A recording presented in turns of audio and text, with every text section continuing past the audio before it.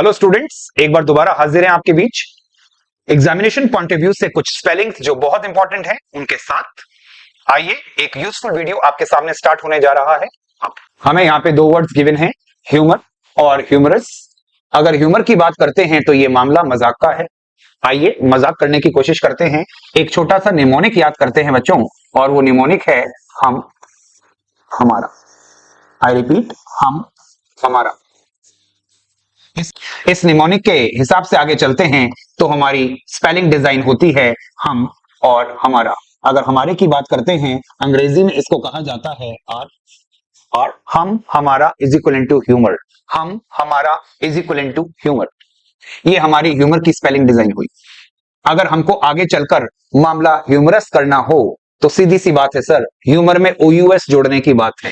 आइए मेरे साथ, अगर ह्यूमरस की बात है तो हम, हमारा, ये तो आएगा ही आएगा, और इसके लास्ट में आपको एक सफिक्स जोड़ना होगा, that is OUS। I repeat, हम हमारा OUS। जब आप ये हम हमारा करते हैं और इसमें OUS सफिक्स करते हैं तो आपको एक एक छोटा सा यहां पर साइड इफेक्ट देखना होता है, और वो साइड इफेक्ट है कि ये वाला जो यू है ये यहां से गायब होता है सर। इसका मतलब हम हमारा ह्यूमर और हम हमारा OUS, यू को गायब करना है हमारे में से, तो हमारी सही स्पेलिंग डिजाइन होगी HUMOROUS। ये हमारी ह्यूमरस की सही स्पेलिंग डिजाइन होगी सर। चलते हैं अपनी अगली स्पेलिंग की तरफ। वर्ड हमारे सामने दिया गया है हिपोक्रेट। हिपोक्रेट एक कॉमन नाउन है सर। हिपोक्रेट का मतलब होता है जिस व्यक्ति की कथनी करने में थोड़ा अंतर होता है, कहता कुछ करता कुछ है, दिखता कुछ होता कुछ है, इंसान की शक्ल में शैतान, मुंह में राम बगल में छुरी, ऐसे व्यक्ति को आप हिपोक्रेट कहते हैं। This is a common noun. आइए इस नाउन की स्पेलिंग सीखते हैं बच्चों। हिपो की बात करते हैं तो यहाँ पे HYPO, ऑक्रेट की बात करते हैं तो CRTE। कुछ लोग इसको हिपो हिपोक्रेट इस वजह से पता रहे, यहां पर ए नहीं, यहां पर आई का यूज होता है, हिपोक्रेट। HYPOCRITE, यहां ए नहीं आता है सर, हिपोक्रेट। अगर हिपोक्रेट की बात करते हैं, this is a common noun. इस कॉमन नाउन की मदद से अब हम एक एब्स्ट्रैक्ट नाउन तैयार करते हैं और उसको कहते हैं हिपोक्रेसी। हिपोक्रेसी। अगर हिपोक्रेसी की बात करते हैं तो यहां से आपकी स्पेलिंग डिजाइन होती है सरकार, हिपो ये वाली, और क्रेसी की बात करते हैं तो CR। यहाँ पर कुछ लफड़ा होता है क्योंकि बच्चों ने क्रेसी की स्पेलिंग बचपन से कुछ ऐसी सुनी पड़ी होती है।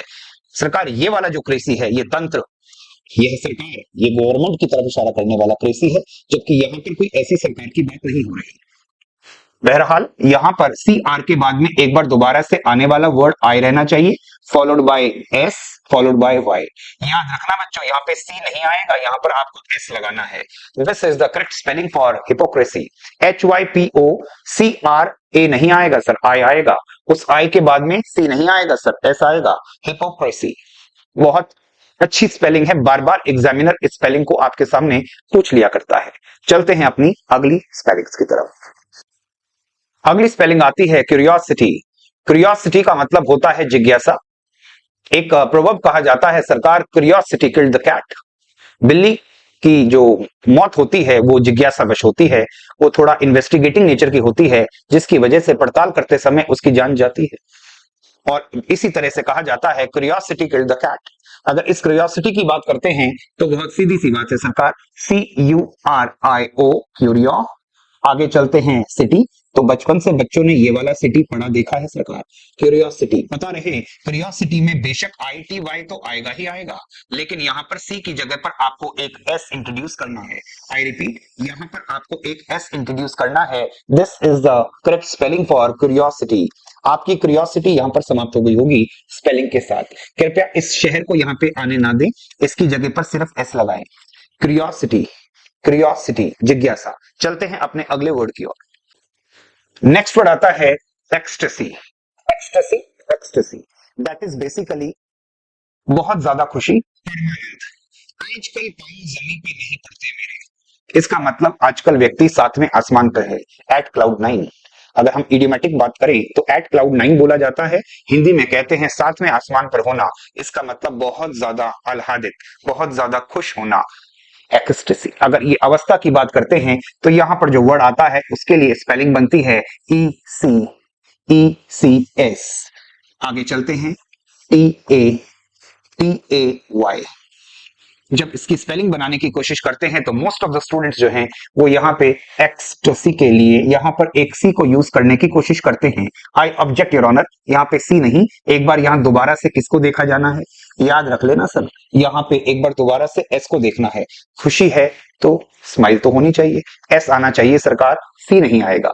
Ecstasy is the correct spelling for परमानंद। बहुत खुश, खुश तो बहुत हो गया आज तुम। चलते हैं अगली स्पेलिंग की तरफ सर। अगला वर्ड हमारे सामने आता है इडियोसिंक्रेसी।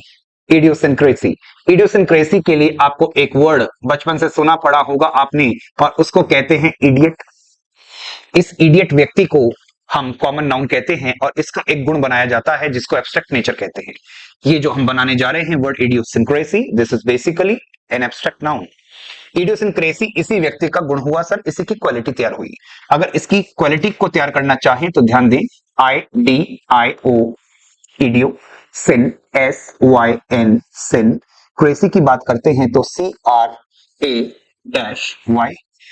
सरकार, अगर ये सरकार की बात होती तो बेशक सी ही आता, लेकिन ये सरकार नहीं है, ये तो किसी का गुण है।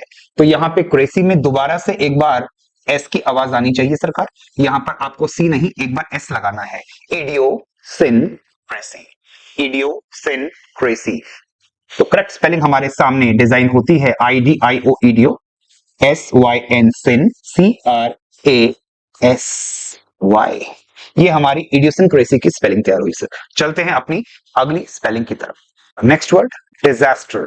डिजास्टर का मतलब होता है डिस्ट्रक्शन, इसको कह सकते हैं कैलेमिटी, डिस्ट्रक्शन, इसको हॉलोकॉस्ट कह सकते हैं और कई नामों से इसको जानते हैं सर। आइए अभी हम फिलहाल स्पेलिंग जनरेट करते हैं डिजास्टर की। इसको पढ़ने के लिए आपको पता रहे कि हमारे सामने एक रूट डिजाइन होता है जिसको हम कहते हैं एस्टर। इस एस्टर का मीनिंग होता है बच्चों स्टार। इस एस्टर का मतलब होता है स्टार, स्टार को कहते हैं एस्टर। और जब व्यक्ति के सितारे खिलाफत में चले जाते हैं उसको कहते हैं डिजास्टर। आई रिपीट, उसको कहते हैं डिजास्टर, DIS फॉलोड बाय सितारा। ये लो सरकार, सितारे हुए प्रतिकूल, इसको कह दिया गया डिजास्टर। डिजास्टर यानी सितारे हमारी फेवर में नहीं रहे, जो भी हुआ वो एक एक्सीडेंट, मिसफॉर्च्यून हुआ, उसको कहते हैं डिजास्टर। चलते हैं अपनी अगली स्पेलिंग की तरफ। डेफिनेटली हम अपने अगले वर्ड की ओर बढ़ने जा रहे हैं और इत्तेफाक से वो वर्ड भी डेफिनेट है। अगर हम डेफिनेट वर्ड की बात करते हैं तो यहां पे स्पेलिंग तैयार होती है, जरा ध्यान से देखें, और TE, जरा ध्यान से देखें सर, DE और TE, इन दोनों DE और TE के बीच में आपको राजस्थान के सांबर की फीणी याद होनी चाहिए। सांभर जो है वो दो ही चीजों के लिए जाना जाता है सरकार, एक तो नमक के पानी की झील, सांबर झील, और दूसरा वहां की फीणी बहुत मशहूर है। आइए मैं आपको डेफिनेट की स्पेलिंग सिखा देता हूँ। और TE, इसके बीच में सांबर की मशहूर फीणी की बात हो रही है, FINI। लेकिन कुछ बच्चे यहाँ पर डेफिनेट बोलने के चक्कर में ए लगा बैठते हैं सरकार, गलत हुआ। डेफिनेट में DE और TE के बीच में सांबर की फीणी बैठा दीजिए, मामला सेट है सर। चलते हैं अगली स्पेलिंग की तरफ। लास्ट वीडियो में हमने एक बीमारी के बारे में पढ़ा था सरकार, और बीमारी थी डायरिया। उसकी स्पेलिंग बनाने का एक तरीका विशेष हमने पढ़ा था, दिया। अगर याद हो तो डायरिया की बीमारी हमने वहां पे सॉल्व कर दी थी। अब आती है बात एक नई बीमारी की और उसका नाम है डायबिटीज मेलिटस। अगर डायबिटीज की बात करते हैं हिंदी में इसको मधुमेह कहते हैं, और अगर इसको हम आम बोलचाल में बात करें तो इसको हम शुगर के नाम से जानते हैं। इसकी स्पेलिंग अक्सर एग्जामिनर पूछ लेता है और मामला चीनी चीनी हो जाता है। आइए देखें, इसके लिए एक छोटा सा निमोनिक याद कर लीजिए सरकार, और वो निमोनिक क्या है, आओ मेरे साथ। यहां लिखा है दिया बेटे को शुगर। एक बार ध्यान से देखें सर, दिया बेटे को शुगर। सर बेटे को ही देना, बेटी को शुगर मत देना, क्योंकि बेटी को तो पराये घर जाना है सर। आप बेटे को शुगर दे सकते हैं, दिया बेटे को शुगर। अगर ये निमोनिक याद रहेगा तो सर स्पेलिंग भूल जाइए, हो नहीं सकता। दिया बेटी नहीं, बेटे, दिया बेटे, इस को करेंगे क्रॉस और ये रहा शुगर। दिया बेटे को शुगर, डायबिटीज मेलिटस, दिया बेटे को शुगर। स्पेलिंग की अगर बात करते हैं तो दिया बेटे को शुगर, ये हमारी डायबिटीज की स्पेलिंग तैयार हुई सर। डायबिटीज, दिया बेटे को शुगर। कृपया इसमें बेटी का इन्वॉल्वमेंट ना रखें। चलते हैं अपनी अगली स्पेलिंग की तरफ। हरियाणा की धरती से आता है हम सबका हीरो, सुपर हीरो, हमारे देश का हीरो, दिलों की धड़कन नीरज चोपड़ा। सर नीरज चोपड़ा का जो इवेंट है एथलेटिक्स, उस एथलेटिक्स में जो उसका इवेंट है दैट इज जेवलिन थ्रो। अगर हम जेवलिन की बात करते हैं तो इसको हिंदी में भाला फेंक कहते हैं। या तो भाला फेंक के लिए हमारे राजस्थान के शूरवीर महाराणा प्रताप जाने जाते थे, और या आज आधुनिक युग में देखा जाए तो नीरज चोपड़ा का जवाब नहीं। आइए बात करते हैं जेवलिन की। अगर हम जेवलिन की स्पेलिंग रटना पढ़ना चाहें, अगर हम जेवलिन की स्पेलिंग रटना पढ़ना चाहें तो आपको एक निमोनिक याद रखना है बच्चों, and that is javelin. I repeat, javelin. Javelin is equal to javelin. जावे जावे जावेलिन। जावेलिन बराबर जेवलिन। जावेलिन बराबर जेवलिन, इसका मतलब होता है भाला। चलिए भाला फेंक कर चलते हैं अपने अगले वर्ड की ओर। नेक्स्ट वर्ड आता है सर एनिमिटी। एनिमिटी की अगर बात समझे तो इसका ओरिजिन हुआ है एनिमी से। इस वर्ड को आपने बचपन से सुना पड़ा है, दुश्मन ना करे दोस्त ने वो काम। ये जो वर्ड आपके सामने लिखा है सर ये एनिमी है, इसके कुछ पर्यायवाची तैयार होते हैं, सिनोनिम्स तैयार होते हैं। इसी के लिए वर्ड आता है फो, इसी को आप कहते हैं एंटागोनिस्ट। एंटागोनिस्ट, इसी को आप कहते हैं राइवल, इसी को आप कहते हैं आपका ओपोनेंट, इसी को आप एनिमी के नाम से जानते हैं। एनिमी का जो गुण है दैट इज एब्स्ट्रैक्ट नाउन, वो हमारे सामने पूछा गया है, तो पता रहे दुश्मन जो करेगा वो होगी दुश्मनी। और दुश्मनी की स्पेलिंग कैसे आपको याद करनी है, आइए सर मेरे साथ हम थोड़ी दुश्मनी सीखते हैं। यहाँ पर इस ई को मैंने अंडरलाइन किया और यहाँ पे मैंने ई एन को उतार लिया। ध्यान से देखें सर, मैंने एनिमी में से ई एन को उतार लिया, ई को मैंने अंडरलाइन कर दिया। इसके बारे में चर्चा थोड़ी देर बाद में कर लेंगे। ये जो माए दिख रहा है, ये जो माए दिख रहा है इसको आपने थोड़ा सा स्प्लिट कर दिया, इस माई को आपने स्प्लिट कर दिया और इनके बीच में आपको डिजाइन करना है sir I T it. I repeat I T it. ये लो सर, हो गई दुश्मनी। एनमिटी, एनमिटी, इससे मुझे पता लगा कि ई एन को तो ई एन डिजाइन करना है, इस माई को आपको स्प्लिट करना है बीच में, इसके बीच में हमारे सामने इट आना चाहिए और यहां से इस ई की छुट्टी हो जाएगी। एनिमी में एनिमी वाले ई की छुट्टी हो जाएगी तो बनेगी दुश्मनी।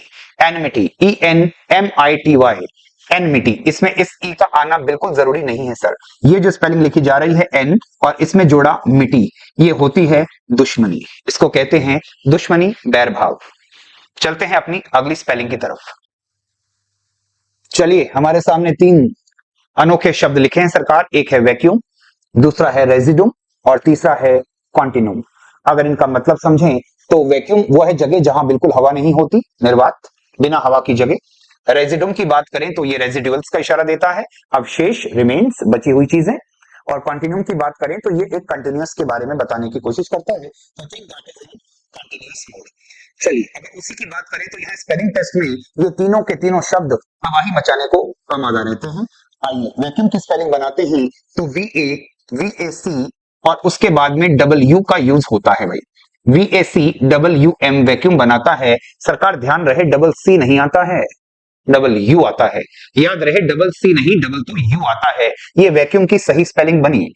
रेजिडुम की बात करते हैं तो RESID, एक बार दोबारा से वही काम होगा सर, रेजिडुम, रेजिडुम। अगर ध्यान से देखें तो यहां पर भी सर डबल यू दिखाई दे रहा है, डबल यू दिखाई दे रहा है। ये रेजिडुम की स्पेलिंग हुई, इज इक्वल टू रिमेन्स या रेजिडुअल्स।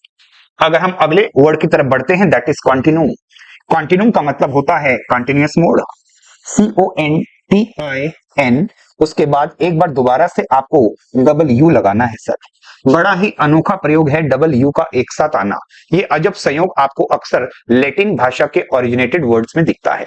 तो यहाँ पे आपको डबल यू देखा गया क्योंकि इन वर्ड्स को इंग्लिश में जगह मिल चुकी है, तो ये आपको और मुझे तंग करने के लिए एग्जामिनेशन में अक्सर दिख जाते हैं। आइए तीनों वर्ड्स को देखें। वैक्यूम में डबल सी नहीं डबल यू, रेजिडुम में डबल डी नहीं डबल यू, कॉन्टिन्यूम में डबल एन नहीं डबल यू। ये तीनों के तीनों वर्ड्स दुनिया में कुछ अनोखे हैं। इन शब्दों के साथ हम इस वीडियो में विराम लेते हैं। आपसे दोबारा मिलेंगे, वादा रहा, एक नए वीडियो के साथ स्पेलिंग टेस्ट पर। Thank you so much students.